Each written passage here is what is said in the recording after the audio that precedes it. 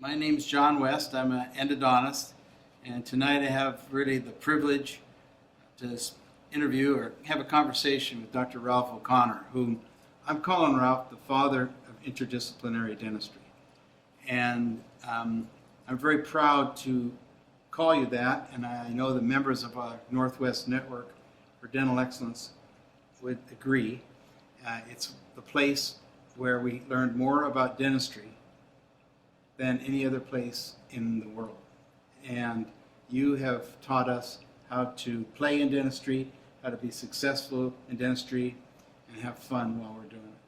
So thank you from all of us for that. Thank you. You're welcome, John. There are certain people in one's career who influence you, and I know that all the members, which we'll talk about, the Northwest Network for Dental Excellence, they would all agree that you are the most influential leader or mentor in dentistry for all of us.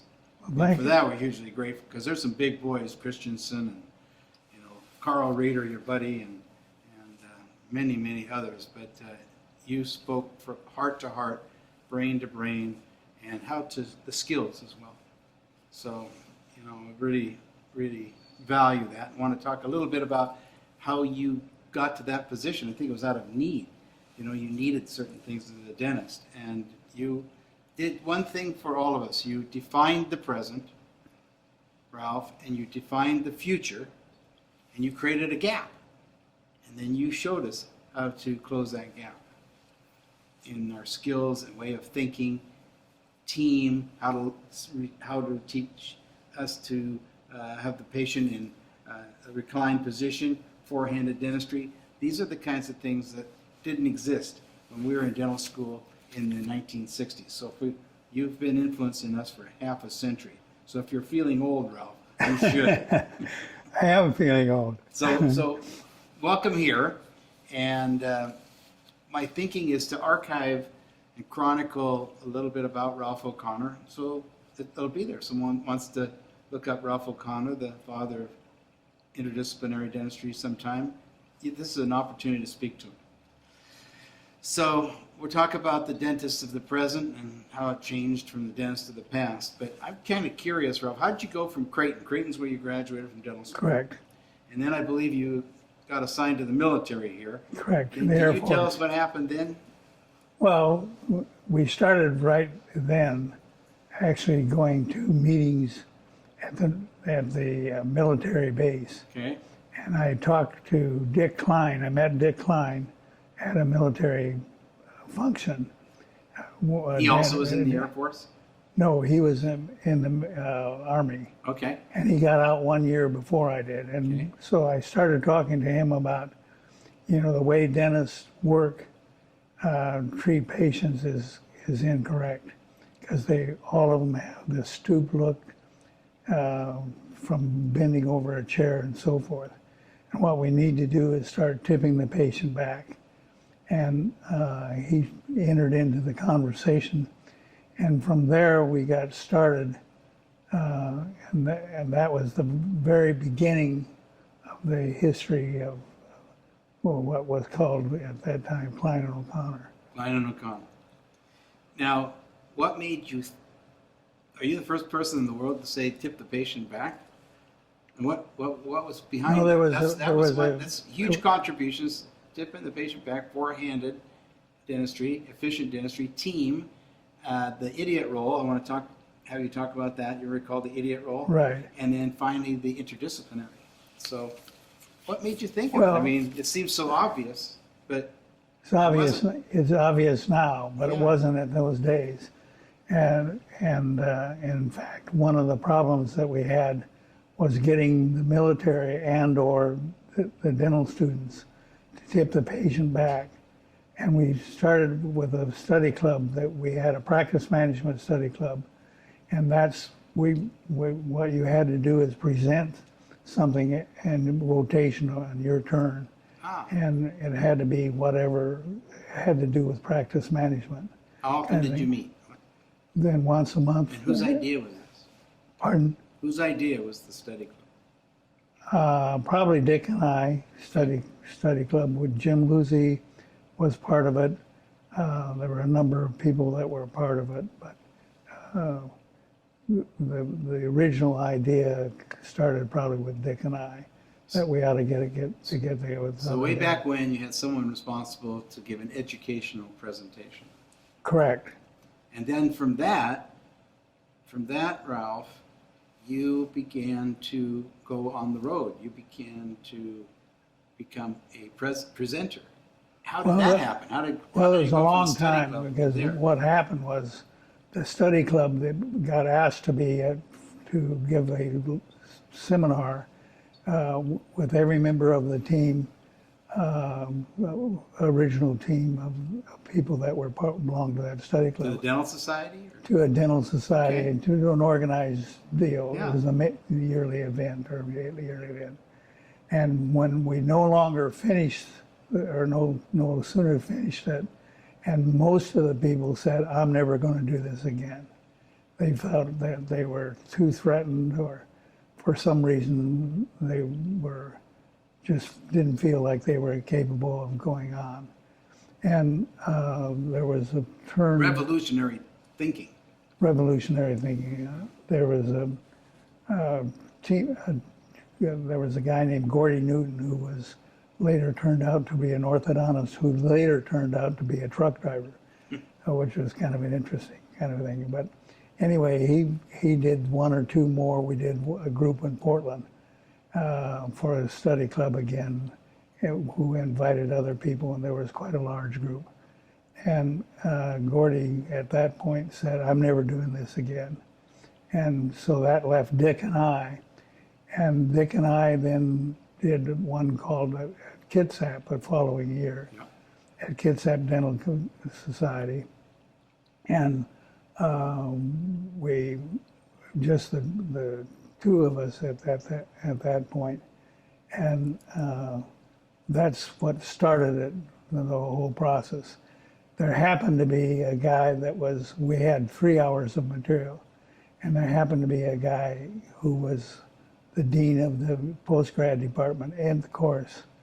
And he came up afterwards and he said, "I'd like you to do a 2-day course." And we said, 2 days? We don't even have a day. We don't even have other than 3 hours. We've got 3 hours, that's it. He said, "Will you be able to do that?" And I said, "When are you talking about?" And he said, "Next September." So by September, What year is this? Do you remember? Well, I don't. 80s? 70s? Probably in the late 70s, I Okay. would guess so. Anyway, we started working on the program every Saturday and Sunday when we weren't practicing. We were over at his house or my house, usually at his house, and they had a room that was all set up with cameras and so forth. And we ended up spending like 50 hours for every hour that we Sure. were going to do. I mean, it took forever to do things like that. And one of the problems that we had in the old days, we didn't used to wear gloves. In the new days, everybody had to have gloves. And we were all part of that process, which meant that we had to retake all of those films over again. Right, you're caught right in between there. Yeah, we were caught between the rock and the hard place, because you didn't dare get up and show, of course, that you didn't have gloves on it. So. How did you decide what role each of you played? Because I remember the format, you'd open and then Dick would come in, and you'd come in and then Dick, and you'd rotate, and then I think you typically would close. But how did you decide who would do what track? You're going to be responsible, Dick, for this. I'll be responsible Basically, for it started with an idea. Here's the idea that we have to concentrate on. And this is in his house, that. Okay. working up the process and spending the 50 hours that we talked about. And whoever came out strongest at that point, felt the strongest about that point, would give the presentation. Excellent. And basically what we did is we cycled back and forth, and then we would do two-man together, both of us interrupting each other. Yes, I recall it. And it was a unique grouping of people. I think we hit it at a time when people really needed it. Yeah. And because in those days we we started with the study club, and that's where we worked with the chair being way back. Gordy Newton was the responsible person to make that happen. There was a big, can't even think of his name, but anyway, he was kind of the devil's advocate, saying it'll never work. The people will take it apart. If I can rebuild it, anybody can rebuild it. So we had him rebuild a chair and a unit, and he could do it. And we said we're on the path, correct the path. Well, this is probably 1970, and you and Dick would present Saturday mornings a couple of times to the seniors, I think it was. Correct. Practice management was the only practice management course we had in 4 years of dental school at the University of Washington. And then you used to go to the Husky game after that. So we had 3 or 4 hours of your best stuff, Ralph. And how long did you and Dick do this? Would you say 10 years? No. 20 years? We were doing 5? it for 30 years. 30 years. Yeah. And maybe how many presentations a year approximately? God, I don't remember. 3, 4, 5, something like that? A little more than that, probably Okay. 6 or 7. Okay, so at least, it was a 6 ton. of them. And one of the things that we did is they insisted that the college, whoever we were working for, the university we were working for, Yep. invited the seniors Uh, so that the seniors got a chance to hear the presentation kind of thing. And that was very, very helpful to them and also very helpful to us because it made us anchor kind of more properly. I don't think I ever told you this story, but my father, Roy, whom you treated, and Right. always looked 20 years younger because of his attractive smile, which was age appropriate. You knew that Right. back then, Ralph. He was a Finnish carpenter, and he made these backs for all of our students at the UW. Oh, yeah. So I remember Dr. Smith, and he was grading my results, set up, et cetera, and I had the patient back, and later I looked to see how I was doing, the preparation and the setup. I got an F on the setup, flunk, Well- because it was back reclined. And so that was a challenging transition for the teachers and the administration at the University of Washington. It was pretty much a fight because it was such a huge difference, even though it seems so obvious now, but it changed all of dentistry. Well, the reality was that the University of Washington fought like crazy. There was one guy, I can't even remember who that was, but We don't want it on record. there was one guy who was in favor of tipping the patient back. Okay, I mean, in favor. and what happened is that there was a guy that was one of the staff people that was very much against it, and just didn't think you could do dentistry that way, kind of thing. And he ran into it with his feet, or his ankle actually, one of the chairs that was tipped back, and obviously he ended up flunking him. And the students would come to us on Saturday and say, we're having a real problem with the staff because the staff says we shouldn't be doing dentistry that way. And now that we've done it, we can't stop doing it that way, which was tipping the patient back. So definitely you're a leader in reclining position to enhance your ability to see, comfort for the patient, and also physiologically much healthier. So you also were pioneer, Ralph, in four-handed dentistry. And that leads me to the idiot role. Could you tell us about that?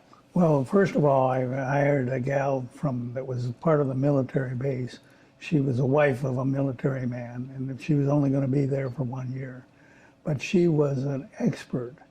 And previous to that, I had a person that would do the same thing in the military, in just the oral surgery department. He would hand you an instrument before you realized you wanted the instrument. And it became very automatic, and then I hired this gal. And that is actually how the study club, one of my presentations was to go to the study club and say, here's what I'm doing. I'm doing four-handed dentistry, and this gal is just handing me all the instruments without me calling for them, without me needing. She knows better than I do what I need, kind of thing. And so that's when Dick Klein it really entered into it. He said, well, the film was great, except it's 88 millimeter and you need a 16 millimeter. And I'll volunteer to take a 16 millimeter for you. And he did. And then we showed that to the group and they said, well, that's wonderful, kind of thing. So that's basically what we did. Fascinating. So there was an extension of the forehanded dentistry, also the patient flow. That was something you discovered, where they prepared the patient for example, a crown and so forth, rather than you saying, okay, I'm going to go here next and do this next. You seem to me, what I learned from you, Ralph, was to use your optimal skills in the domain that you are skilled at. And that you discovered that if I can get everything else done around me, then I can focus on the preparation or the specific skill and clinical treatment necessary for the patient. Well, we worked hard at that deal because it goes back to this woman from Kansas City who was only there for a year. And her concept was that I'm going to think for you, Okay. I'm going to do for you, kind of thing, and which was a major, major deal. And from there, it started to spread about how we could make the office more efficient. Okay. We actually sat down as a group, and I remember going through this and say, what can you do that I don't have to do? Perfect. And we spent hours on that kind of concept on it. Not only that, but we took the instruments and had them laid out on the instruments and decided what we needed, and we needed every patient, and what we didn't need every patient. And that made a huge difference on what we were doing. So that's huge. What can we do so I don't have to do it? What can you do so I don't have to do it? That's where the It's idiot huge. role came in. Yeah, the idiot role. Right. The idiot role was the concept that we would only do what we had to do, and not And what they we would tell wanted you to do. where to go to do it, right? And they would tell us what to do it. And so then you worked back and forth between two operatories. And you had the third one was a hygienist, and then the fourth one sometimes was a hygienist. So we tipped the patient back. We learned how to use more hands. We learned how to have them lead us, and we were treating in a couple operatories. Correct. Yeah. Because otherwise you lost the time that you injected. When you gave an injection, then they had to wait for that person to get You can numb. only chit chat for so long, right? Yeah, you can only chit chat for so long, and then you keep saying to them, "Are you numb yet?" No, I'm not quite numb yet, and this kind of thing. They would act as kind of a delayer deal. Whereas once we gave the injection, we left the room, and then you could wait 10 or 15 minutes before that patient would actually demand that you saw him again. So a continuation of that forward thinking to me was most dentists for exam, they set them down, they take the x-rays, look at the x-rays, and they tell the patient what to do.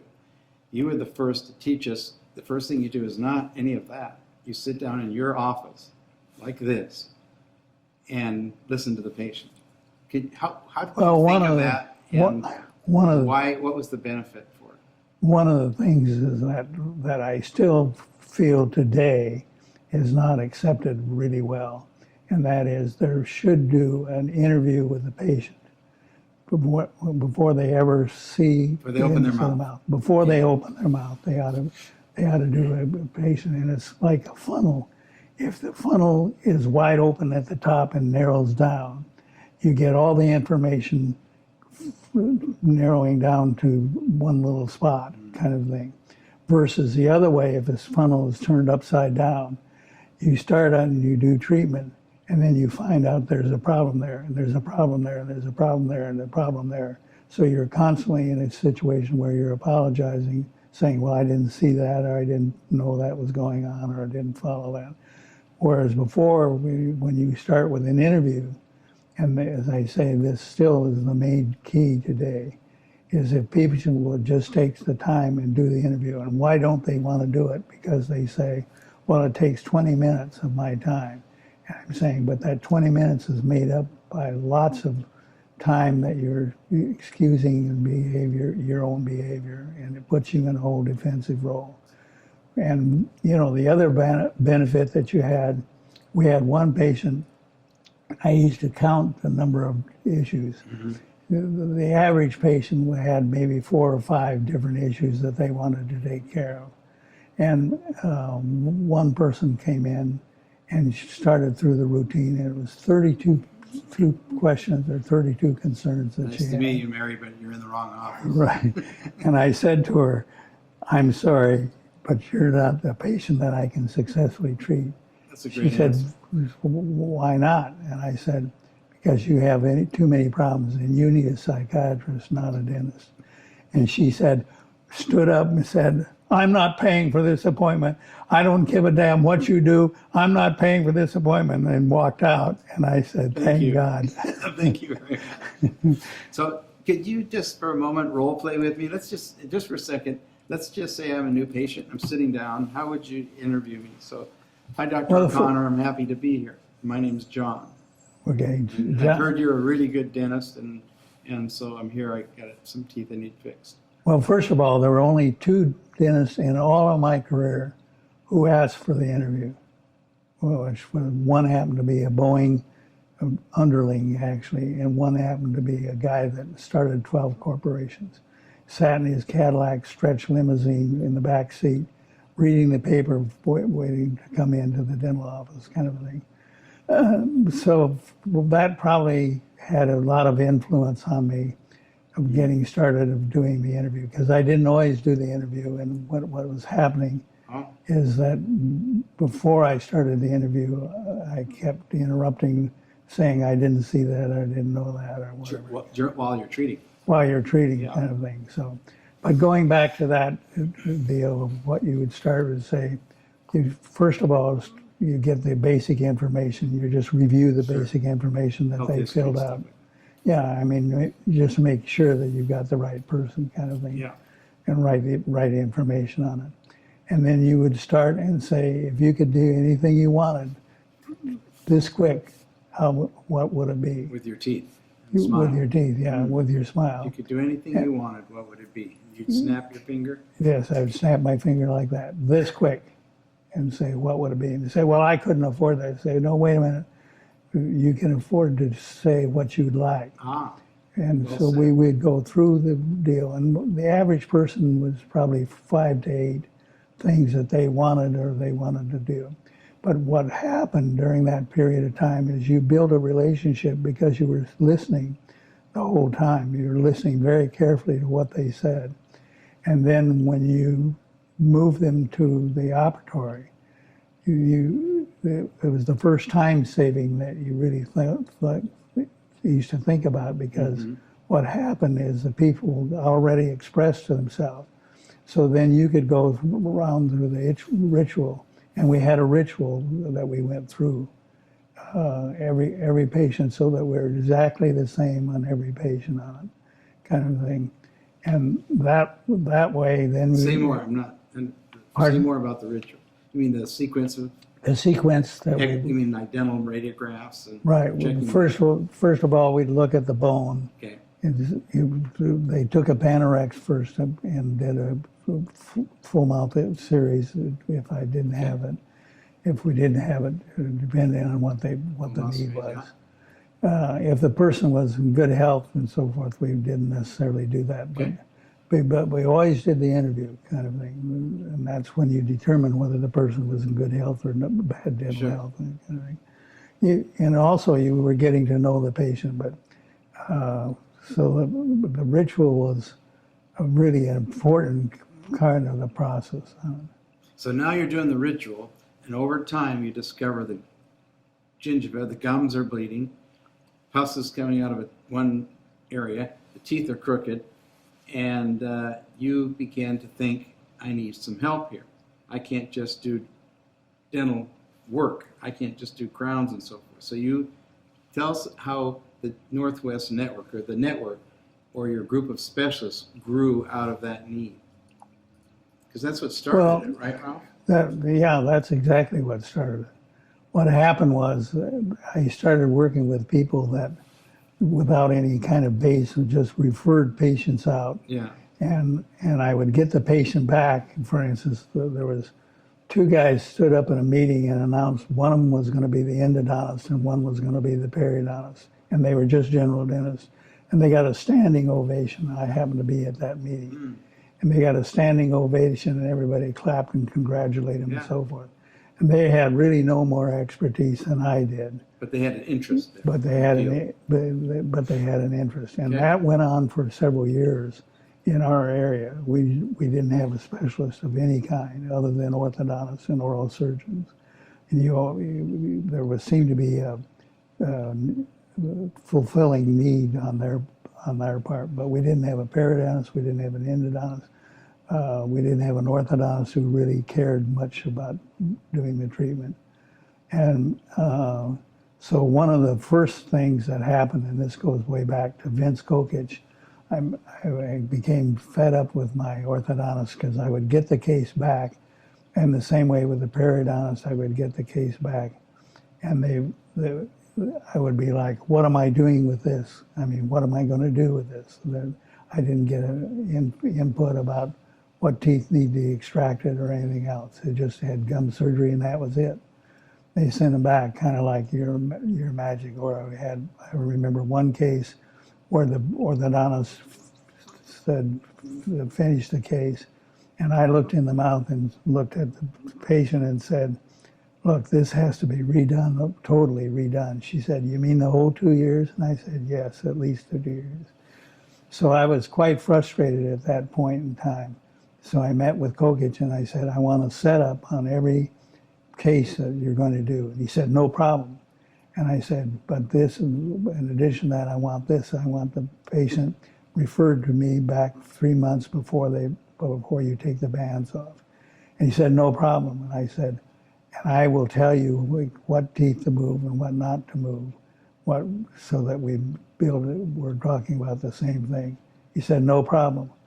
And that turned out, it was one of the first people that I worked with for the Northwest Network. And from there on, it was just a matter of trying to find the people like yourself, Dave Steiner, Dave Matthews. At the early days, I went over to Dave Matthews and I referred a patient to him. And without my knowledge, he referred the patient out to another general dentist. And I said to him, I called and said, I want a meeting with Dr. Matthews. And I walked into the meeting and I said, let's get something straight. You're going to be my periodontist. What is it going to take for you to become the periodontist? Because you're the only one that's been trained in the area, kind of thing. So he said, well, I want to see 5 or 6 cases. I said, fine, I'll show you 5 or 6 cases. But then I expect you to do something. And he showed the 5 or 6 cases and he said, well, I guess you know what you're doing. I said, what made you think I wasn't doing it? And he said, because you're a practice management expert. Yes. And anybody that's a practice management expert knows that they're not a good dentist. I said, Not a good dentist. but that was his assumption. Sure. I said, you'll find out that that's not a correct statement, correct thing. So you're both going to test each other out. Right, exactly. And it was a wonderful outcome. Dave and you had a terrific run. When I first started the network, it was just the people that I was working with. And it was really an efficiency kind of a thing. I was meeting with them individually. You were going to their office, they're coming to your office? Either that or we'd go to a combination restaurant kind of. I remember one time you came to my office and you taught me how to do an endodontic exam. I said, who is this? And one thing I remember, and I still remember, is Karen was with you, your dental assistant. Yeah. Was it Karen? I think so, yeah. And you had some articulating paper to check it. And we checked it. And then you showed me how to wipe that off with a flavored mouthwash. So it was a positive patient experience. Oh, good. Amazing. You were on top of everything, Ralph. Okay. Well, anyway, so you're meeting with I met with them guys. individually. Yeah. So I was meeting multiple times at 6 o'clock in the morning or 5:30 in the morning or 5 o'clock in the morning. 5. And it just got to the point of being, it's impractical. So I invited them all to a meeting down at the Sheraton Right. at that point. It was the Sheraton. Called the Sheraton, and I said to him, "This is what my plan is. My plan is to bring everybody together at one time, and you all get to see how other people feel about your case that you were presenting. And I'll do the cases. I'll provide the cases at first, and then we can expand it on them. But that's what we're going to do." So then they said, "Well, you need such and such. We need this." So then we expanded the study club by a couple people. And it turned out like one was TMJ, a so-called TMJ expert. One was more a prosthodontist than anything Right. else. Removable. So removable prosthodontist. So then that didn't work out, but the idea was the concept by that time had been introduced, so people were for it. So we weren't fighting the change that had to take place. And then we modified the group, in effect asked the two people to leave. Correct. And brought in other people, and we started building the base. So we ended up with, I think, about 10 or 12 people. Right. And those people really were surprised that they could learn from other people, other endodontists, because what happened was it was kind of a no holds barred meeting. And I would ask a question that was purposely on dumb to see what the reaction was, to get them started, kind of thing. And they Always were a rebel. well, and what the result was, they would say, "You don't know what you're talking about," kind of. You're a thing. dumb dentist. Right. You're And just you called us a right limited. limited.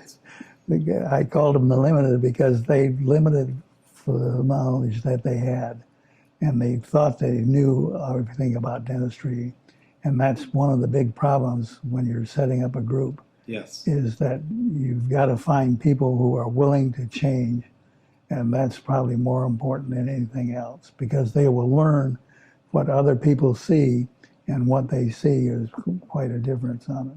So for instance, in endodontics today, the concept would be, do we save the tooth, do endodontics on it, or we extract the tooth and do an implant? That argument still goes on, and it should go on, because there's no complete answer. And Frank Spear just recently gave a presentation that showed that an implant only lasts about 10 years, which most people think, and most people, dentists think, they're going to put an implant in, it's going to last forever, and it isn't. So the concept was that there was kind of a free-for-all, so what would happen is we'd start with a case and show that case, tell the background of the patient, what the patient wanted, and so forth, and in effect did expose them to what the interview process was. And then from there they would start picking it apart, and each one, I would go around to each room and say, "Tell me what you see here, tell me what you see here." And surprisingly enough, and they were all shocked, that the other person would see a great deal more than they did, and they couldn't believe that. But that's where the work came. That's where the interdisciplinary. Yeah, that's where the began. interdisciplinary. This is your idea, because the multidisciplinary is where what you had before. The periodontist did their Right. thing. Now they washed their hands. Right. Came back to you. You hadn't communicated or sequenced the patient's treatment. Right. And same with the other specialists. Right. And that still exists in many areas of the country today. The Most areas. multidisciplinary, most areas, versus the interdisciplinary, which that was a process that you created. Well, people don't realize how difficult it is to find the group of people that are going to work together. We were very fortunate in that the people that were all secure enough, and that's really the key, is you've got to be secure when you expose yourself. Leave your ego outside. Yeah, you leave your ego outside, Yeah. because they get a chance to see what the other person was thinking and be challenged. And it might by be that. different. It might be, and most of the time it was different. And when they would get into the argument, we'd go through, first of all, they were very good about giving what they saw, and then we'd open it up to the floor, and then people would go into the discussion. And most of those cases, or the large majority, never was anybody expecting the result to be what it was. The result would be something that was totally different than anybody walked into that office or walked into the meeting with, which was the proof, I think, on it. And we always looked forward to it. We bring, I think, to review briefly the structure is that we would have greetings, and then for a first presentation, approximately an hour, periodontist, orthodontist, endodontist, oral surgeon would present a subject that they could relate to as many people as they could, including the Right. pediatric dentist, Dan Cook. And then we would have a literature review, and then we would have a long-term review, and then the favorite part always was, what do you do with this? Right. And that's where we would really have wonderful Well, the discussions. long-term problem was really this teaching solution, because that's where they learned what other people were thinking. And that was invaluable. What do we do with this was a small version of the larger version that you saw. And the difficulty was getting patients to come in, not so much the patient, but the dentist, because we did some outside dentists, and it began to realize that we were overwhelming them.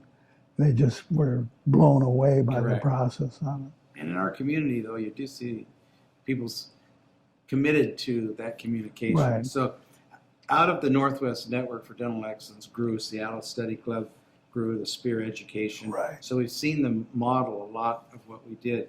What do you think sustained us that long? I mean, because I don't know, I'm sure there is, but I don't know of another interdisciplinary study club, exception of the Spear models, which is a model of the Northwest Network for Dental Excellence, where that has been sustained, except for maybe small groups. Can you think of a word or two that kept us together? Or Well, I think one was called security. You had to be secure that you could be challenged about an issue, Okay. about a subject, and sometimes the debates were really hot. I remember Yeah. Dave Steiner and Vince Kokich getting into it one night, and we thought this is going to blow the whole thing on apart. resorption. Yeah, on resorption. And Dave is still fighting that issue. In fact, I talked to him today, and he said, I have a case that's gone 27 years that they said would not last, and it's lasted for 27 years. But anyway, the exchange was really essential, and the base of that exchange was that they each had to feel secure. And then the second phase was that as they began to understand, this guy sees something different than I do. I never saw that. I never thought about that. I never even had it into my scope at all. They would understand very clearly that this organization is helping me tremendously, and that's where the learning came out. And all of them ended up basically lecturing throughout the country. And they were better dentists. We were better dentists because of it. Yeah, because of that. dentists. Yeah, because of that. Because you expanded your thinking, and that's really so security, and the feeling that they had an open-ended kind of discussion kind of thing, and that's where they learned what the potential was for that patient. The young dentist today, though, Ralph, is very fearful to say, if you could snap your fingers, what would you change? They're fearful of that because they believe they're making a diagnosis based on the patient's wallet. And they think that they'll never go for restoring their teeth because it's going to be some figure equal to a car, you used to say, sometimes. I did some consulting work for a dentist who was having trouble, and the guy that sold him the practice asked me to come in and do a freebie for this, in effect, this case.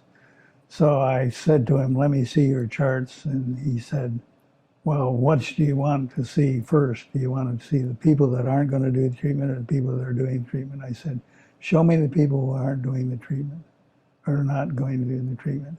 So I eventually got him to agree to the next guy that came in overall, because he described they wear overhauls and they're not going to take good care of their mouth.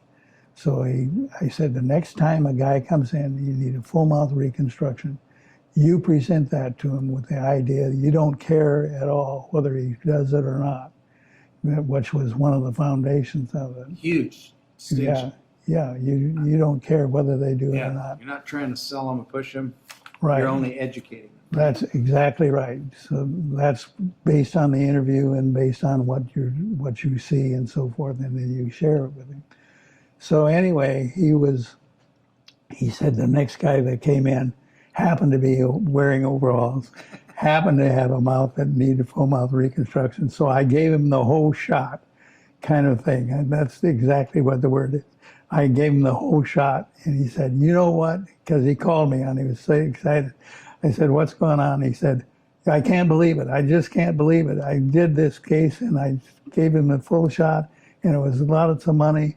And he said, how do you want it paid for, in cash or whatever? The full shot. That was the Full secret. shot. Full shot. Well, Ralph, if you were to give the young dentists the full shot now, and you were to advise them, and they're just, they're sitting in their senior class, what do you see as the challenges and opportunities, and who do they have to be? What do they need to do to be successful, if you could put it in a nutshell? Because there's practice managements everywhere, there's books, there's the internet. But if you could just tell them right now, if you do this, you're going to make it.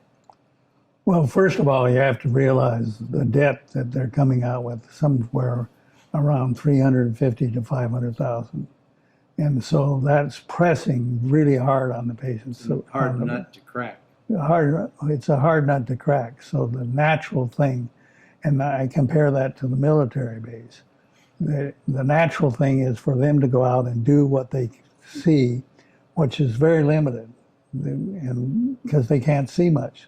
They aren't instructed to see much, kind of thing. So they do basically fillings and so forth, and that's fine.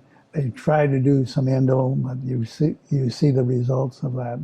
It's not that good, kind of thing. Or they try to get in. They get in over their head, and They get in over their head. they get in over their head, Okay. kind of thing, because they haven't done a thorough examination. They haven't done an interview. They haven't done a thorough examination. They really don't know where they're going. And the fear is you can't do what you don't see, or you can't see what you don't know how to do. I mean, it's the combination of that factor. So going back to the deal, maybe it's not that bad that they go in and work for a clinic for a couple of years. Okay. With the idea Hone the skills. hone the skills, hone the speed, start understanding that there's more to be done than we're doing for the Okay. patient, so Okay. forth. And then from there, they would go to an associateship. And I used to teach a class that was for the first 5 years out of practice. And the associates frequently are beaten up by the senior dentist. I mean, badly beaten up. When I mean beaten up, I mean physically, but intellectually, they do everything they can to destroy that person.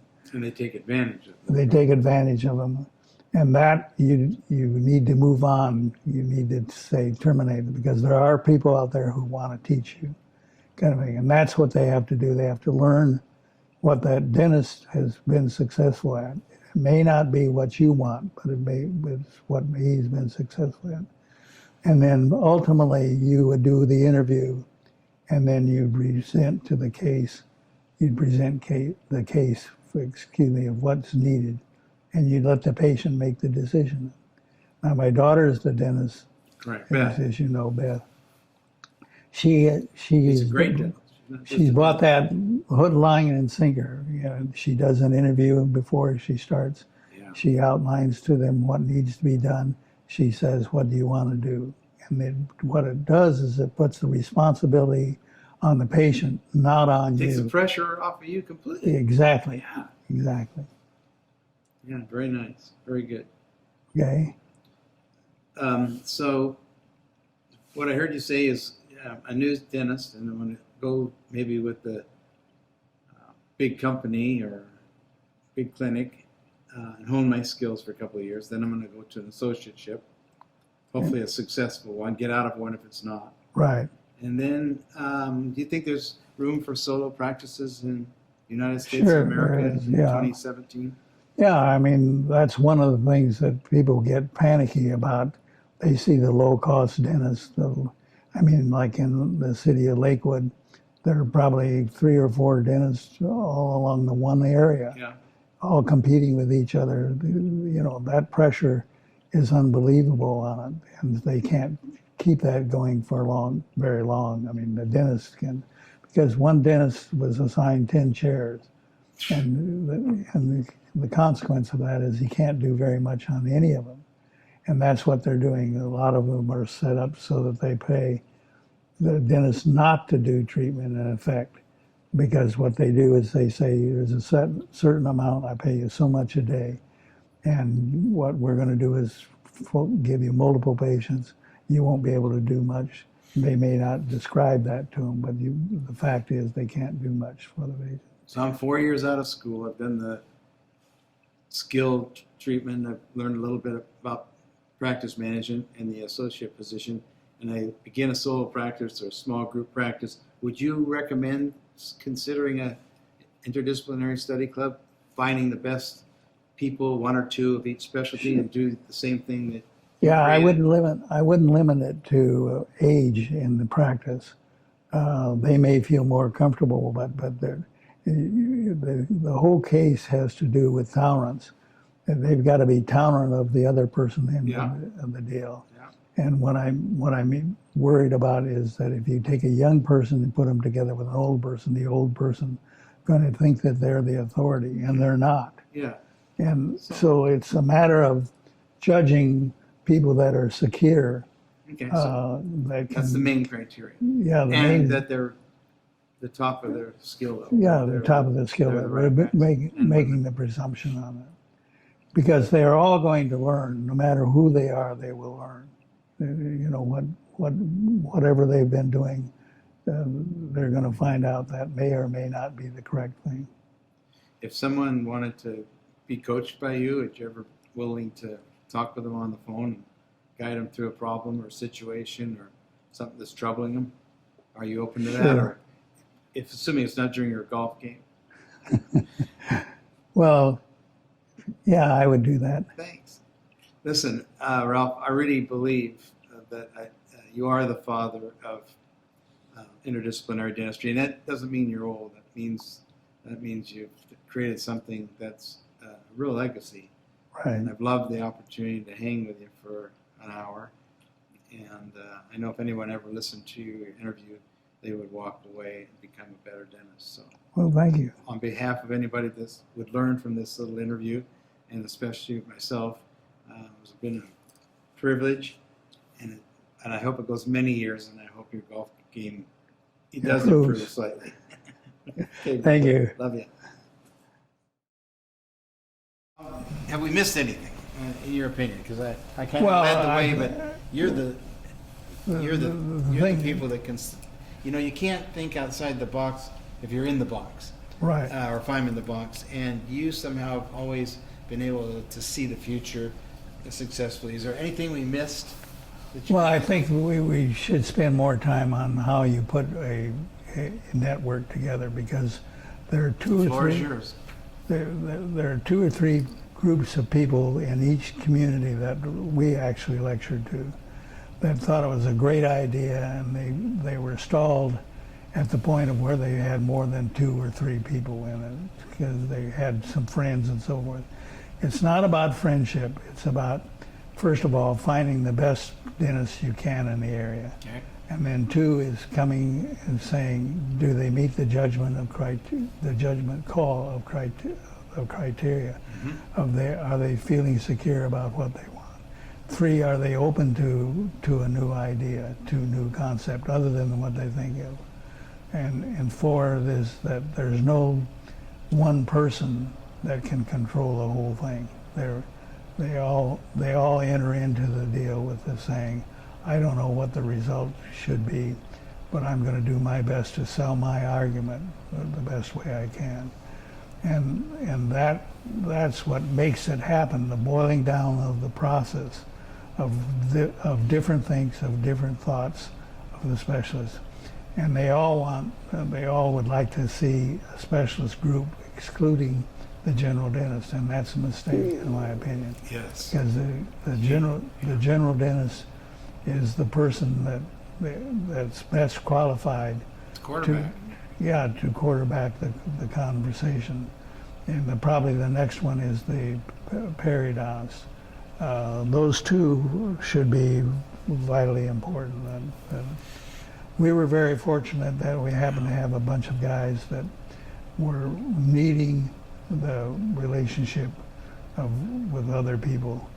And we sorted through the process and it was like the University of Washington brought down a guy who was in charge of our post-grad deal there, and he was totally impressed, but he was most impressed about how they spoke to each other, because they said it's a no holds barred kind of a deal. They don't feel like they have to protect anybody else. They just speak out what they think what's the topic. And that's really the key, I think, is that you've got to get a group, because there is no expert. There's no one person that knows it all. With that idea in mind, that's what's going to happen. So yeah, skilled people, willing to be vulnerable, Correct. want to learn, see it differently, see things differently, and nobody runs the show. Everybody can be equal in that Well, they you can be need right or wrong, You need somebody to actually as the moderator. which you did. Yeah, and then which I Danny Cook did. for many years. And part of that moderation is that you just have to feel totally secure about, you don't care whether you sound like an idiot or you sound like you've got the right advice.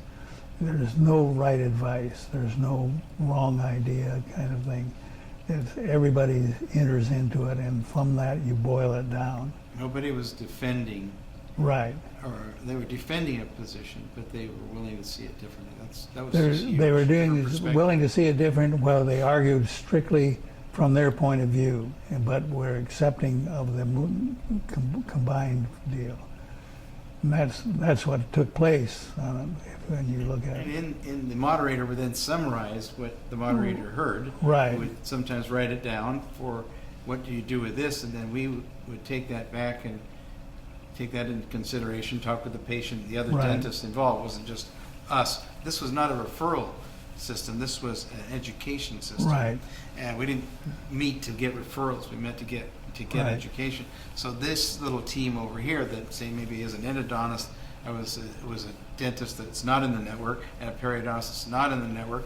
I would present what the network diagnosed or felt, or believed, or the consensus diagnosis, and then we'd work that through, and then Right. we'd often come back and report, this is what we did, this is what we got. Right. That was when it was really great, was to Well, come back. we were showing cases that were 20 years old. Yeah, or more. Or more, Yeah. that were, stood the test of time, which was really important, I think. And it was fun to ask, if you did it today, what would you do differently? Right. And sometimes we wouldn't do it Right. differently. Anything else about the network? No, that's it. Okay, thumbs up. Good luck. Happy holidays. Happy holidays. Luck is when preparation Thank you, meets John. opportunity. Ralph.